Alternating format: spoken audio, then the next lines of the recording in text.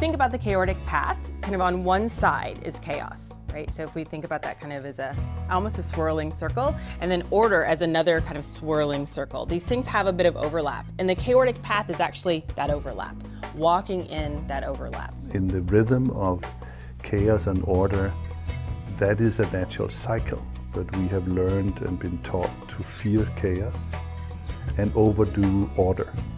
And overdo order we call control, but I think there is a beautiful harmony in chaos and order that is worth exploring. And the chaotic path seems to be a way to practice how to live with this. How about if we co-create the plan forward together?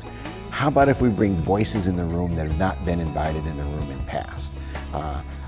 If you're thinking about working with young people, for instance, on a project that affects youth, if it's about us, don't do it without us. So let's get those voices in the room. Well, that might not be the order that folks are really used to. All of a sudden they're in different opinions and different views, but that chaos can become order, and in that intersection, all those new voices may bring a new lens on the challenge and a new innovative way forward. We could think about it as a leadership competence. A way to have courageous leadership in your community is to be able to walk the chaotic path, to be able to move between chaos and order, kind of knowing that sometimes chaos is needed, and can you call that in? And sometimes there are times for order.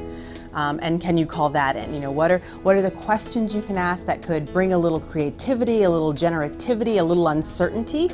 And then what are the processes or harvests or structures that would bring a little bit of order? And some people will say that the place between control and order is management, which is okay, there's a place for that. And that the place between chaos and order is around leadership. When the problems are so complex, one person cannot possibly solve them, that's where we need to walk the chaotic path. If we get into chaos, I think we most often shoot into the order, needing that order and creating that order.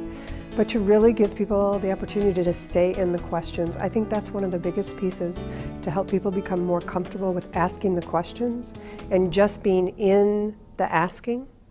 The chaotic stepping stones offer for us a guide for walking the chaotic path. The major stepping stones are need, purpose, principles, people, concept, limiting beliefs, structure, practice, and then harvest. We often step into the work 3 or 4 stepping stones into the process. So we might start out right away speaking about budget or structure. Are we going to meet every Thursday, or which people need to be here? And the stepping stones invite us to back up and say, well, what's our real need we're working on? Let's get clear about need first.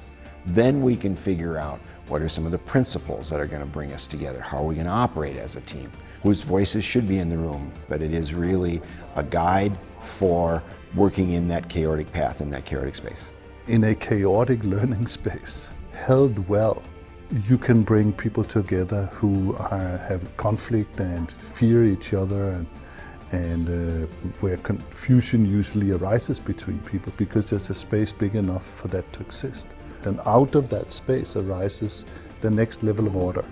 And so it's an evolutionary process in some kind of simple and magic way, but not the magic of superficial magic, the magic of life itself.